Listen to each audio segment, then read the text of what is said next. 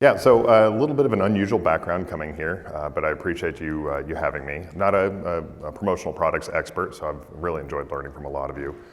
The other thing that I'd add is that I am a father to two great kids and a lucky husband. And in this capacity at Acclimate, I'm also a podcast host called The Climate Dad. So if you are looking to learn a little bit more about climate and hear me speak about it a couple times a month, that's where you can go. All right, so this is going to be kind of a Climate 101. For some of you, this may be, and I've talked to quite a few of you, this may be a little bit of a repeat, but I'm going to try to add details as we move forward. Try to put this in a comprehensive manner as well. So we're going to be in 4 parts: basics, and then kind of the 3 steps to how to deal with your climate footprint. So the first thing we need to talk about is what is net zero? And this is a term that you may be hearing a lot. At Acclimate, our tagline is net zero for all, because it's a pretty important thing. Seen here is kind of the victory position of everybody at something known as COP21. It's the 21st meeting of all the parties at the UN that care about climate change. And because it was the 21st, the previous 20 had failed. They were trying to create an international carbon market. What they ultimately ended up doing at COP21 in 2015, also known now as the Paris Accords, is they set some targets. Those climate goals is that we should try to warm no more than 2 degrees above a pre-industrial average, and that really our target should be about 1.5 degrees. It's worth pointing out that these are political goals that are backed up by science, that these scientific goals were essentially, the science-backed goals were created because there's some really catastrophic things that start happening at about 1.5 degrees and become really baked in at 2 degrees. Melting of ice sheets, which is going to incur, major sea level rises. For any of you that maybe have fabrics manufacturing in Bangladesh, like Bangladesh starts becoming fairly uninhabitable kind of beyond that. So big things start happening at those temperatures, and that's why they created those goals. So out of those goals, they created this goal around net zero. And what does net zero really look like? Well, the first thing is it has to start with a peaking of emissions. I got into the game for climate in 2014, which was not the time to get into climate. It was getting less interesting or less exciting from an investment standpoint. But at that time, the problem was a lot more dire. The baseline scenario at that point was that we were looking for 5-6 degrees of warming, really kind of catastrophic, bordering on apocalyptic. The good news that's not really talked about a lot right now is we're pretty much at peak. Every year it goes up or down a little bit, but globally we're pretty close to peak emissions. So that's a little bit of a cause for success. There's still a lot of work to be done though, because in order to achieve net zero, the political goal there is that we need to be cutting 50% of our emissions by 2030. So while that's happening, as you see here in the yellow, as long as the yellow is larger than the gray, the atmosphere will continue to accumulate carbon dioxide emissions. So the temperature will continue to go up associated with that. The bigger goal, though, is a 90% emissions cut by 2050. And so when we talk a lot about this, we can definitely do kind of our Wonder Woman pose and feel proud about what we're doing here, but ultimately this is about risk. And it's the fact that in a climate-constrained world, businesses that are not participating and getting into kind of a 90% emissions reduction by 2050 are going to lose their license to be able to operate. When we get to that 90% emissions reduction, the Earth's carrying capacity for absorbing carbon dioxide is hopefully ramped up enough that we can absorb the rest of that 10%. And that's why they call it net zero. True zero will be much later, but we need to develop the technology and the offset structures in order to be able to make that happen. Some basics about carbon accounting. First is the world's being warmed up by greenhouse gas emissions, or GHGs. There's roughly 6 categories of what these are. And we could get into kind of some of the technical ones here, but roughly it's like methane, some industrial gases, refrigerants, and the granddaddy of them all, carbon dioxide. Carbon dioxide is the least impactful, but also from a per pound basis. Some of these industrial gases are 10,000 times as bad per pound as carbon dioxide. But because there's so much carbon dioxide associated with it, it is the most impactful as a category. And so as a result, because it's the least impactful, it's given a global warming potential value of 1, and then everything else is baseline to it. So even though some of these gases that have these effects may not even molecularly have carbon in them, they're all just generally referred to as carbon emissions because of that equivalency. The standard unit of measurement for carbon dioxide is a metric ton of CO2 or its equivalent, or a TCO2e, and if you ever hear that again, I'd really be surprised, because mostly what you're going to hear is that it's a ton of carbon. Again, it may not even be the equivalent, or it may not even have carbon in it when you're doing those emissions reductions, but that's what's going on there. All right, scope emissions. Everybody here has probably started to hear about them. I know a lot of you have started to work on your scope 1 and 2 especially. But let's just talk about like what they are. Scope 1 are the ones that you are directly responsible for. Your machines are emitting them, right? So if it's the furnace, the company vehicles, the refrigerant leaks associated with your company doing its operations, those are your scope 1 emissions. You control the machine, you're purchasing all the stuff that goes into it, and it creates that emission. So these are the things you have the most direct control. An important thing about scope 1 emissions is a lot of times there are efficiencies associated with this as well. It costs you money to burn fuel, right? So if you can do a more efficient machine or a more efficient burn of that, or do it in a different way, then you're probably saving money on fuel and you're cutting your scope 1 emissions. So a lot of win-wins when you look at the kind of the scope 1 landscape. Scope 2 for 90% of you, 99% of you is going to be electricity. This is where you control the machine, but you don't control how it's powered. Okay, so the lights that are blinding me right now, we could go turn those off, but the power company is the one that's deciding whether it's going to be some mix of solar and wind or coal, natural gas. So you have some control, but you don't have control in the power source. In more industrial applications, you may see things like district steam. You also may see like chill water facilities. Manufacturers, this is something you need to be paying attention to. Scope 3, though, is the big, hairy gorilla. Scope 1, Scope 2 are pretty easy to calculate. I can talk pretty quickly about that if you're interested.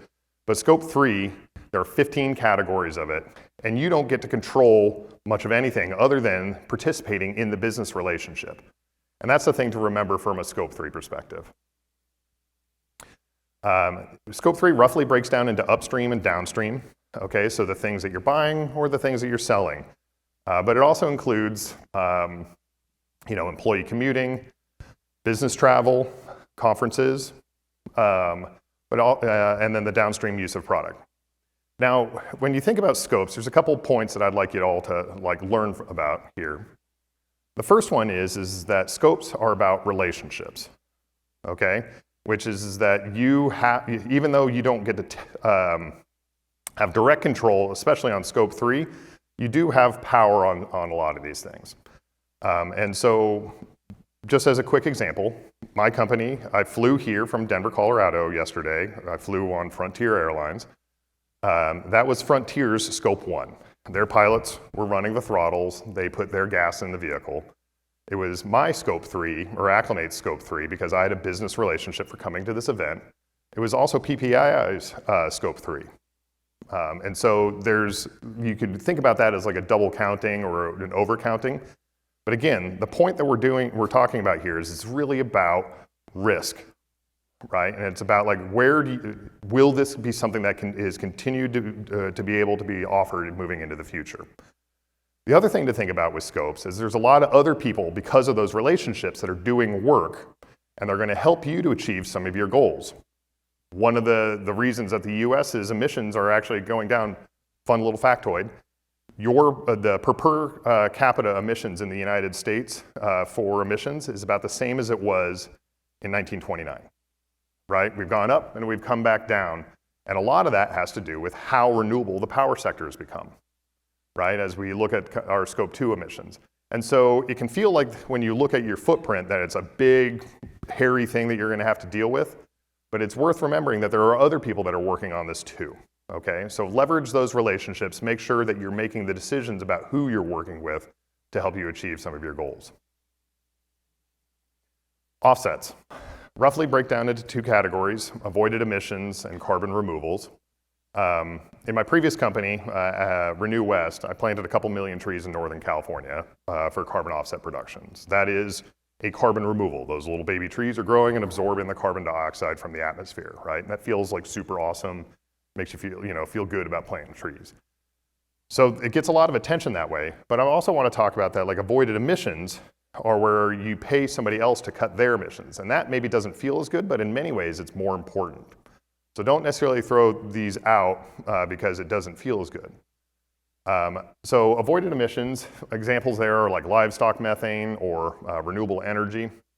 And so when you're looking at what an avoided emissions offset looks like, for example, livestock methane, not a sexy offset. Feedlots have big manure lagoons. If they don't do anything about it, like anaerobic digestion down in the nasty releases methane up into the atmosphere. And you're like, man, that doesn't sound so awesome. Like, why would I want to attach that to my branding? Well, the reason potentially is that like you're actually having more of an impact on the climate. So like when we talk about like baselining methane to carbon dioxide, it's done on a 100-year time scale. Methane in that case is about 25 times as bad per pound as carbon dioxide. But the next 20 years, as we've talked about, are the most important 20 years potentially in human history. And the next 20 years, that methane is going to have an 85 times as much impact over the next 20, right? So the little kind of intricacy of that means per dollar, you may have more impact on the climate there. Avoided emissions also tend to be a little bit more cost effective. Now, carbon removals, like we talked about there, planting trees, absorbing the carbon dioxide, obviously that feels good. You're also starting to see a lot of these like that are direct air capture or other like technical means. They're important in a lot of ways. I think they're going to have a hard time scaling, but like to imagine what like direct air capture is, it would be like the vacuum cleaner in Spaceballs that's like sucking the atmosphere and kind of like filtering everything out. It's kind of that, okay? Huge vacuums or the fans that like pull air through them. The thing about it is it's tricky, right? Because there's not that much carbon dioxide in the atmosphere. It's enough to cause us a lot of problems, but it's still only at 400 parts per million, right? So the physics of pulling out at that like specificity is pretty difficult. So these are hopefully going to scale. That gray curve that we were looking at is going to be important, but there's that. So direct air capture tends to be very, very expensive. For my money's worth, I tend to think about that you should be looking at nature-based offsets, potentially in the avoided emissions, potentially in the carbon removals. I think it's where you can have the most kind of balanced bang for your buck. So there's 3 steps that your company needs to think about like with dealing with its footprint. The first one is that you need to measure. And this can be a little bit challenging. Scope 1, Scope 2, pretty easy. Scope 3 can be a real bear. But if you don't know what your footprint is, you really don't know where to get started. One of the things I would recommend is don't just do Scope 1 and Scope 2 because it seems easiest. To give you context, Walmart, 98% of their emissions are in their Scope 3 supply chain, right? So you're not focusing on the material part of your footprint in a lot of ways if you're just focusing on Scope 1 and Scope 2. The next thing that you need to be doing, though, is doing the reduction. Because again, this is about risk. You have exposure moving forward that if you haven't started to decarbonize your value chain, that you're going to start losing business. And we'll be talking about that here in a little bit more detail. And then finally, it's offset. Offsets have been getting kind of a bad name in the press here a lot recently.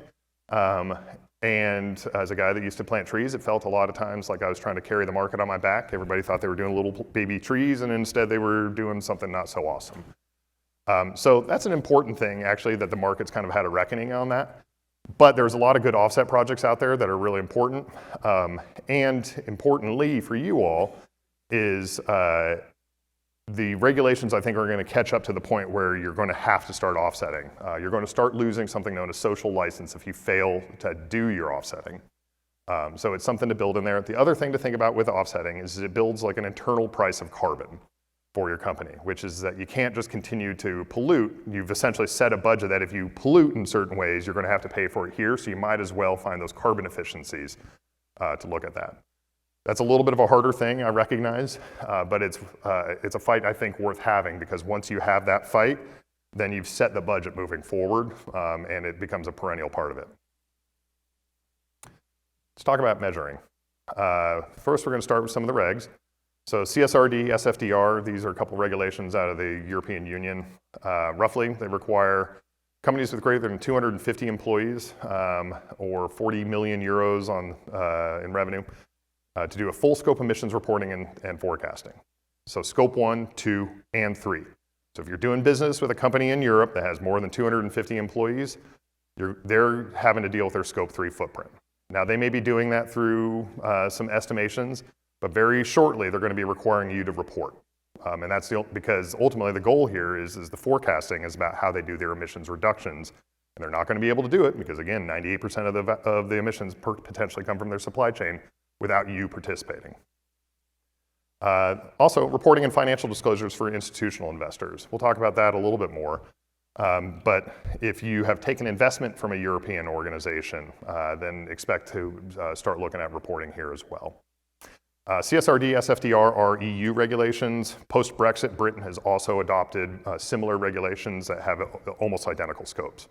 So it's not just a Europe thing, it's also a Europe and Britain thing. This is the 800-pound gorilla, the Glasgow Finance Agreement. So at COP26, which happened in Glasgow, so 5 meetings after COP21, there's a couple things that were announced there, but the big one was this. Coalition of asset managers committed $130 trillion of assets under management to a net zero future. That's a really big number. It's literally like the largest number ever uttered in the history of markets, right? It's 40% of the world's wealth, not the revenue, the wealth of the planet committed to a net zero future. It's a really, really big ship that's having effects on you right now, and you may not even totally realize it. What it created was something known as the Glasgow Financial Alliance for Net Zero, or GFANZ, okay? And GFANZ is now requiring of all their investments to start measuring and reducing their footprint as well. To give you a sense of who these people are, it's 37 of the top 50 world's largest asset managers. It's 24 of the top 50 asset owners and 33 of the largest banks. Big companies that are recognizing that they have emissions footprints associated with their balance sheet. And so that's driving corporate commitments because these are big investors into public and private equities. So for those of you that want to be Disney ready, Disney now requires, according to their supplier code of conduct, that suppliers should have public reporting on greenhouse gas emissions, and they're encouraged to set targets and implement action plans for reducing impacts. You want to do Amazon, their supplier code of conduct. Suppliers should track, document, and report greenhouse gas emissions to Amazon. Amazon will prioritize those with emissions reductions plans. Anecdotally, a huge percentage of this isn't just a GFANZ thing either for Amazon. A huge percentage of Gen Z, the climate-friendly pledge, like they don't even look at products that don't have that. Like they have set the filter on their Amazon app that they don't even look at non-climate pledge friendly products. And Amazon's tightening up what that climate pledge friendly is going to mean. Aviva Insurance, within that space, they've set a net zero target by 2040. So they want to be 10 years early to that goal. So like if you thought you had 26 years to do this, or if you're working with Aviva, it's 16. And they're going to do it including across their supply chain, investments, and insurance products. Microsoft was kind of one of the OGs in this space. In full disclosure, they're starting to fail at this because of the AI ramp up that they've been doing here. But for all suppliers of Microsoft, scope 1, 2, and 3 reporting is required, and they have to have a goal of 55% emissions reductions by 2030. And there's no relief based upon size. If you got 5 people in your company, they want to know your footprint. So, as typical with the United States, we tend to lag the Europeans when it comes to regulation on this sort of stuff. But even here, it's starting to happen. So this year, the SEC finally finalized a rule requiring scope 1 and 2 reporting, which would seem to alleviate kind of the supply chain thing. But you also have to analyze and report on your climate-related risk, which is why the SEC is in this game, because again, it's a risk for securities investors. And so a lot of these companies, even though they only have a scope 1 and 2 reporting compliance requirement, because of the risk of their supply chain, they are reporting scope 3.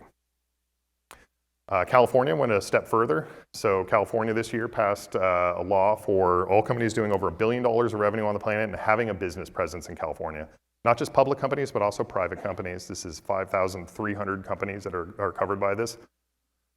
They have to report full scope emissions, scope 1, 2, and 3, and the enforcement begins on that in the next 2 years as well. All right, so now what do you do for measurement? Well, you've really got like 3 options. One is do it yourself, and I've talked to quite a few of you that are the stalwart spreadsheeters. I love y'all. One, you'll learn a lot, so there's that. 2, it costs you nothing but time. That's not free, really, but like it's at least you don't have to budget for it other than in payroll. And it can be pretty comprehensive. Nobody knows your business more than you do, to be frank. So you know that. It can be pretty intimidating. There's a lot of stuff that you may not know, so you're going to have to go through some fairly extensive education, but it's all online, it's free. And then the data collection can be a bit much, right? Making sure that you've got the processes to get all the right data in, so you got that. Option B, consultants. These are the people that were doing the original work on this. Big fan of what they're doing as well. What some of the strengths there, especially is for certain consultants, like it's brand, right? You can stand behind their brand. They're somebody that you can trust and others can believe in. You get that nice glossy report. That's always something easy to sell the boss, right? Is you got the good looking report that helps. Not trying to patronize. It is of real value there. A little bit of a weakness there. It's expensive, and because of kind of the time associated with that. It also has a tendency towards periodicity, right? So if your goal is to reduce your emissions footprint, this is probably not something you check in on every couple of years, right? This is probably something that you have to have somebody looking in on from fairly frequently, at least quarterly, I would say, if not more often than that. The third option out there are some of these digital solutions and software. The strengths associated with that is that it's continuous and a lot of times it's automated. For example, at Acclimate, we can connect to your accounting software, we can connect to your utility bill, we'll just pull that information in automatically for you. So that can be a bit of a labor saver. The weaknesses there, sometimes it can be pricey, especially if you're talking about large kind of companies, the Watersheds and the Persephones of the world. Most of you are probably not a candidate for that, so there's that. And there does need to be somebody to provide oversight of what's happening here. I would say whatever you do, you probably do need to be assigning somebody here that owns this program. They're going to have to wear, they probably already wear a sustainability hat. Part of that sustainability hat is going to be a smaller hat maybe of around climate. And they're going to have to work that. Ultimately, climate is going to have to be a component of your entire company's operations as you think about, again, reducing the risk, maintaining the social license to operate in a climate-constrained world. Talking about reductions. So the first one is carbon markets and carbon taxes are out there. There are 73 jurisdictions kind of all over the world. You'll notice that some major industrial areas, China, Europe, North America, have a big footprint or big carbon markets or carbon taxes. When I say that there's not much difference on this slide, ultimately, from a policy perspective, a well-designed carbon market and a well-designed carbon tax, there's not really a ton of difference in its ultimate outcome. And most of the policymakers that have worked on this have gotten smarter as time's gone on. So, for example, early carbon taxes, they would set a price and then there would be like a new stasis that would happen at that price. It would just kind of get baked into what's going on there. And so in order to achieve the emissions reductions, they would have to keep upping the price. People had a hard time getting like the political will to constantly raise taxes. But in Canada, they instituted effectively a national carbon tax, learning from that, and they've put in those automatic price increases. It goes up by $15 Canadian every year to a target of $170 a ton by 2030. And so that looks a lot like a carbon market where you have the reduced supply of carbon allowances causes a rise in the price. And so I don't get too worked up about it. But the big thing to learn, not from a policy perspective, but from a business perspective, is that operating in these spaces, these companies have to pay money for carbon. They are looking to decarbonize, so they're looking for reduction partners. Acting on climate's good for brand. In the United States, 34% of consumers are carbon aware. They make climate decisions as part of their purchasing decisions. However, 23% of them are climate conscious, which is that climate is a top priority for them. This is sometimes surprises people a little bit about like that, but 1 out of 4 people that you run into on the street are making decisions based on their purchasing decisions on climate. Again, going back to those Gen Zers that don't even look at the non-climate pledge friendly stuff on Amazon. Of note, these are the customers you want. They typically, the average member of this sector had a 50% larger checking account than the average American. So a little bit wealthier. You want to employ the climate generation, this is going to be something that you have to take into consideration as well. Survey by Cone Communications says that millennials, 75% of them would take a pay cut to work for a socially responsible company. I pay my staff peanuts because I can't afford much more because we're a startup, but we had 130 applications for our last job. Employees are more loyal to companies that have good CSR practices, 83% of them. That's 5 out of 6. And a full 2/3 almost wouldn't take a job from a company with poor CSR practices. Denver's an oil town. I know people that are in the oil and gas business, they're having to pay out the nose for people, and they're still having a hard time employing people. So it's just good for employment as well. So what are some of the reduction opportunities for promotional products here? A couple little factoids to throw out at you. Air freight is roughly 10 to 50 times higher emissions per mile as other types of freight. So I know we're kind of in a just-in-time mindset, and our not friends at Amazon have driven us to certain customer behaviors. But if you can flip that paradigm where do they really need it tomorrow and move it to a week, you can really, really save on emissions. Also tends to be more cost effective. So it's one of those win-wins for you. Flights are also kind of a double whammy because you can rack up the miles in a hurry because distance also matters a lot, right? So if you're going to ship 3,000 miles by rail versus 3,000 miles by air, like you have that multiplier of roughly 30 times for the air, but you also have the 3,000 miles that can happen in a hurry.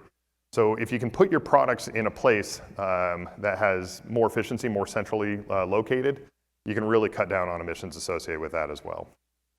And then C, air is better than rail, which is better than truck, which is better than air. And it just kind of makes sense. A lot of climate is really, especially when you're looking at like scope 3, is a question of both engineering and of procurement, okay? So on the engineering side of things is can you substitute high emissions materials for that for lower emissions things? Classic example here is going from steel to aluminum, right? Now, whether you need that or not, or whether the aluminum can meet the specificity from engineering to achieve the outcomes, that's something you have to work with, right? But if you can replace one material with another, that's a big deal. It's something you all are familiar with. The other part about it, though, is the procurement side of things, which is that where are you buying from, right? And so as you start building up your emissions footprinting, you should also start asking your suppliers what their footprint is. And suppliers that can do it with a lower emissions footprint should be winning more business. Another advantage for why you all should be doing it, but also it's something that you need to be thinking upstream of your problem. Remote work, more is almost always better. We were doing an emissions calculations for a company in Colorado that they taught people how to install solar panels from kind of all over the world. They had people flying in from like Argentina. And they thought that was like a pretty core part of their business, and it couldn't be replaced because that's what they do. And so they were like, well, there's not much we can do. And so we ended up doing the emissions footprinting. And it turned out that they had 2 folks that were driving 40 miles one way to work every day in an F-250. And when they told Doug, stay home when we don't have a class in session, they cut their emissions by 8% that year, right? So don't make assumptions. That's why you do the measure, reduce, offset, okay? But one assumption that's generally pretty good is working from home is typically much more emissions friendly. Air travel. I flew here. We got to fly sometimes. So, so I don't want to like poo-poo it, but obviously, selective air travel is important. See where you can find efficiencies. A couple places there. One, avoid layovers, go direct. As the introduction indicated, I'm a former pilot, right? On some of our emergency profiles when I was flying, you would burn almost 50% of your fuel on the climb out, right? Takeoffs and landings matter a lot, so try to avoid them. The other thing to think about here from like the selective efficiencies, selective air travel, is think about like if you can go to conferences where you can meet 10 people instead of doing 10 flights, that's a way that you can save footprinting as well. Offsets. All right, so offsets are oftentimes pretty confusing and about like what's good quality, how do they work. So we're going to talk about them a little bit here. So the first one is there are these offset registries. These are the big four: Climate Action Reserve, American Carbon Registry, Gold Standard, and Verra. And they create the marketplace. They have two primary jobs. The first job that they have is to create, as the name implies, a registry. Who owns what? You could almost think of these as like crypto without the bro, right? Which is that they have a ledger, right? Who owns what? How does it get transferred? You can track every offset from creation through every financial transaction to its ultimate consumption on every one of these registries, right? So it's a non-tangible asset that lives only here. The other thing that these registries do is they set the standards of work, right? How do you create an offset? They have different ways that they kind of create these almost recipes for carbon offset production. They're called methodologies or protocols, depending on who you work with. But they typically, what they end up having to do is somebody creates them, then they have to go through kind of a public review process, then they go through a scientific peer review process, and then they ultimately get put to the registry. A couple things for these methodologies and protocols is the first one is it's supposed to be additional, so you're not supposed to be able to take credit for things that were already going to happen. So in the case of where I was planting trees, you don't get to take credit for where the forest is naturally recovering post-fire. Or if you have a legal obligation to plant, you don't get to take credit for that. So they have to be additional. They have to be quantifiable. So they really look askance at modeled emissions reductions. They really want to be able to measure directly that you've done the thing, right? So on those livestock methane things, a lot of times they put literally like a sheet over top of it to catch all the methane, and then they meter it out as they destroy it. For trees, you would have to hire an auditor to come out and prove what you'd done. They call them a validation or a verification body.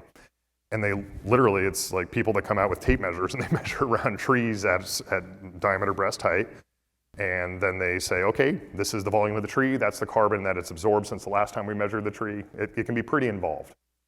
So where these registries have gotten into a little bit of trouble is usually on the additionality thing, that they've been it's not as objective as you'd like it to be. There's some subjectivity in the system.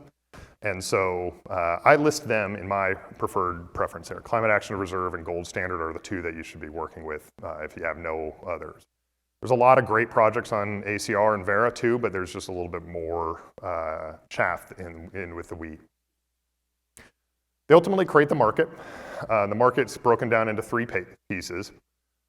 So the first one are the project developers. This is what my previous company, Renew West, was.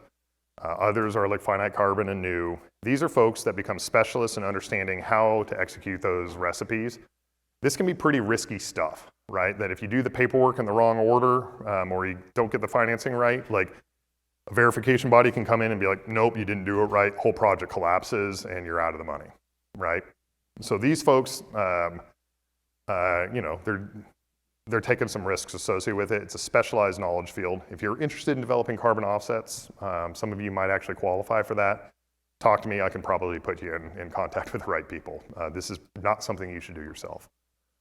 Because they're specialists there, they generally didn't talk directly to the customers historically, and so you'd have these brokers. And so those brokers, today one of them is Acclimate, but it's Climeco, BGC. They used to facilitate like a real estate agent. They would facilitate the transaction of what you need to be looking at here, typically taking a percentage of somewhere between 1 and 10% depending on the size of the deal. And then ultimately you'd have these offset buyers. Historically, great big companies, Microsoft, Delta. Microsoft, for example, said it wants to be carbon negative. Again, running into the shoals of AI right now, but their goal is that not only do they want to cut their emissions in line with the Paris goals, but they want to offset even their historical footprint. So they want to, as if Microsoft never had an impact on the atmosphere at all. And so that's laudable. Delta Airlines, they're feeling kind of an interesting one here. So there's a lot of different, we didn't even talk about it on the regulatory side of things, but like international airlines now have to offset their footprint on the voluntary market because they're required to by the UN. And so if there's a quasi-governmental organization creating a compliance obligation on a voluntary market, which kind of shows you how like Wild West this can all be and a little confusing. But just know that Delta's been a huge buyer of offsets. Now, what does that mean to all of you? Not much, right? But what it does mean is that you all weren't in the offset buyer category because nobody was really serving you. That's all shifting around. So it's kind of the Wild West, like I said now. So there are certain companies, like one, like Pachama, is effectively trying to be an offset registry, a developer, and a broker. And you just buy from Pachama and know that you can trust them. So there's that. You have others. So you have like some market consolidation. It actually reminds me a lot what's happening in the promotional product space. You also have some fracturing of this. So for example, brokers, it used to be that because they talked to there was only a few project developers and there's a lot of big buyers that you would just have those relationships. Well, now when you're talking to like a lot of small companies, now you have people that just do the buy side and other people that do the sell side. Right? So in the case of Acclimate, we have an offset marketplace that you can buy offsets from, but I don't talk to the project developers. My software connects to somebody else that talks to the project developers. So it can be a little Wild West. A couple things to consider if you're looking at offsets. Again, start with Gold Standard or Climate Action Reserve. They've had, in my opinion, the most stringent view.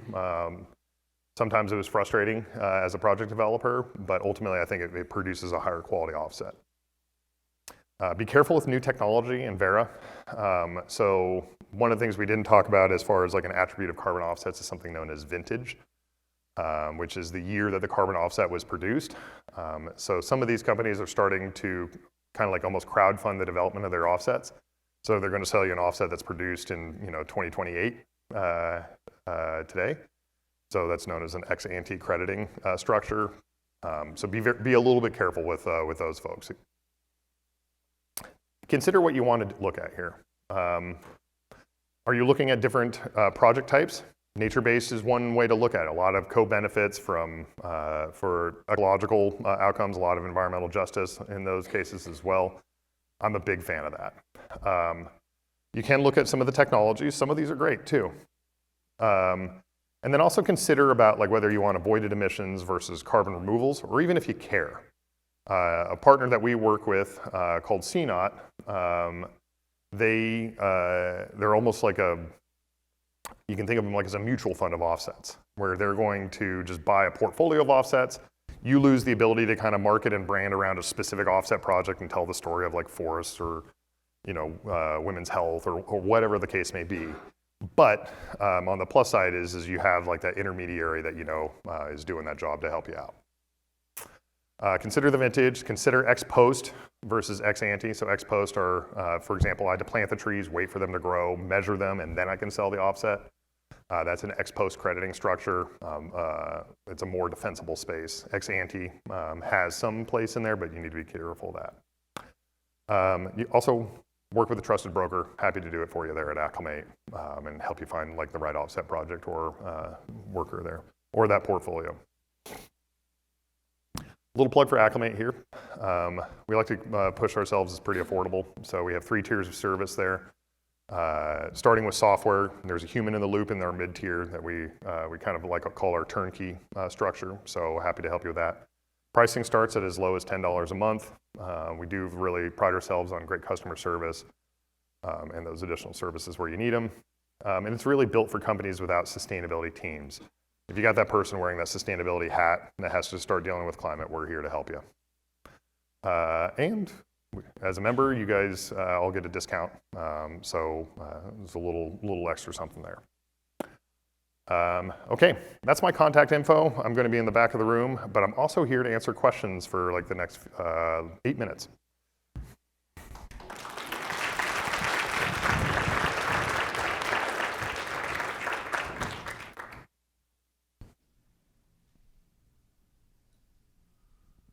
There's one right up front.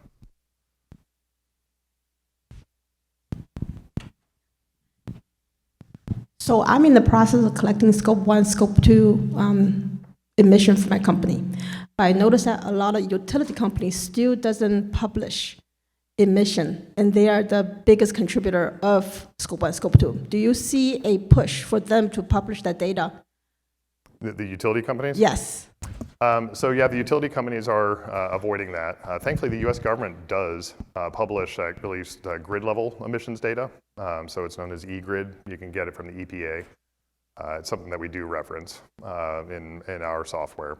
So that's kind of an intermediary kind of stopgap associated with that. In the longer term, there are solutions that are coming out on the market that are able to kind of parse this data as well. There's a huge EIA database associated with like generation from every power station essentially in the country. And so there are solutions that are starting to be more specific about that. So they do have to report it to the EIA, but not in kind of a consolidated way that's useful for anybody else in the room. But there are solutions coming for that.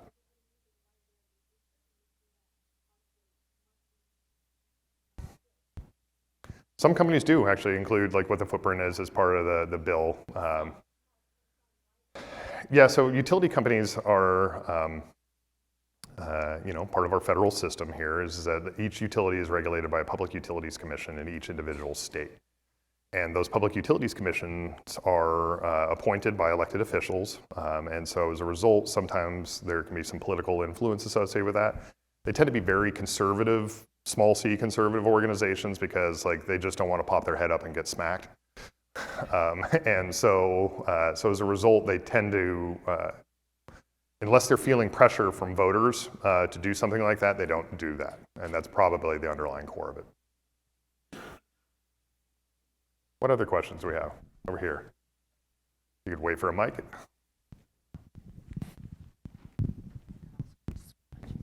I just have a question on, thank you for explaining the structure of the project developers, brokers, and the buyers. So my question is that governed by the registries? Like, is that, do you ever foresee, because it's wild, wild westy, the buyers going to the project developers, or is that like fully governed by the 4 registries? Nope. So even historically, some of the largest buyers would go to the largest project developers. So it is a completely, almost completely voluntary structure. When I say almost completely, so there is a California, this goes back to the whole offset or carbon markets versus carbon tax argument there. So again, a well-designed carbon tax or a well-designed carbon market usually has a carbon offset structure built into it as well because it's a substitute commodity that avoids price shocking the primary commodity. So for example, the California carbon market, which, I should say the WCI, which is California, Washington, and Quebec. So this weird subnational, international carbon market. They have carbon offsets allowed on their market. And they, for them, they ride on 3 of the registries' infrastructure. So if you want to buy a California carbon offset, a CCO, you're going to buy it, and it's going to transact on an American Carbon Registry. So there is some regulatory landscape around that, but even there, you can just completely cut the broker out. There's no requirement for that. I have a question around revenue-based, spend-based carbon accounting. So, something like carbonneutral.org, you're seeing more retail brands, put in their revenue, put in their sector, get an estimate. Like, just your thoughts on that. Yeah, so Carbon Neutral's rebranded themselves to Change Climate, or Climate Neutral, I should say, is rebranded to Change Climate. And so to catch everybody else up, What Change Climate does is you put in, and there, you can also do this at like Cool California as well. They have a small business calculator there, where you put in your industry sector, you type in like kind of what your top line revenue is. You might be able to tweak a couple of things, and then it just says, ta-da, here's your footprint, right? And it's a great start. It really is. It's a great start. You know, if you know nothing else, it'll give you kind of a scope of what the problem is. What it fails, though, is just to tell you where you can cut your footprint, right? And that's the ultimate goal here. So that's one thing to consider, right, is you need more specificity. Now, how do you achieve that specificity? There's three different kind of tiers or groups of standards associated with carbon. One is the accounting standard. Then you have the reporting standards, and then you have the target standard.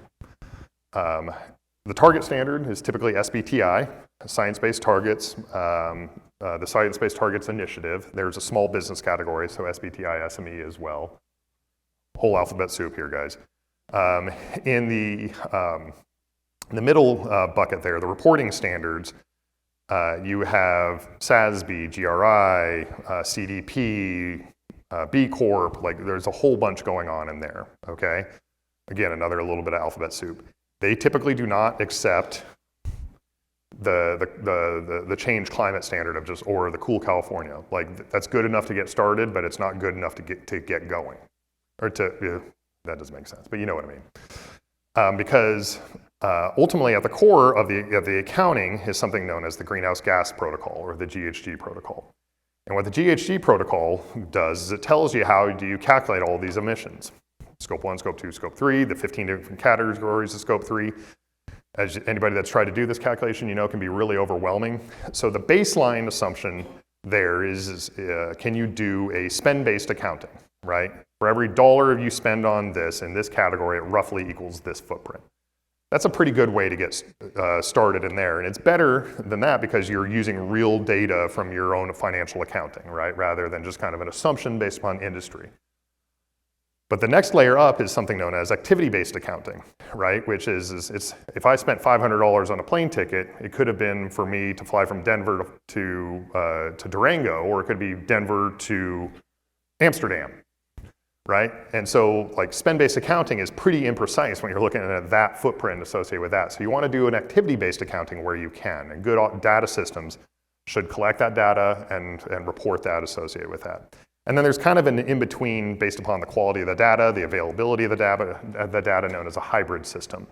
And so if you're working with anybody kind of beyond like that Change Climate standard, then you're going to want to make sure that they are able to converse with you on what's spend-based, what's activity-based, and where is kind of your hybrid accounting happening.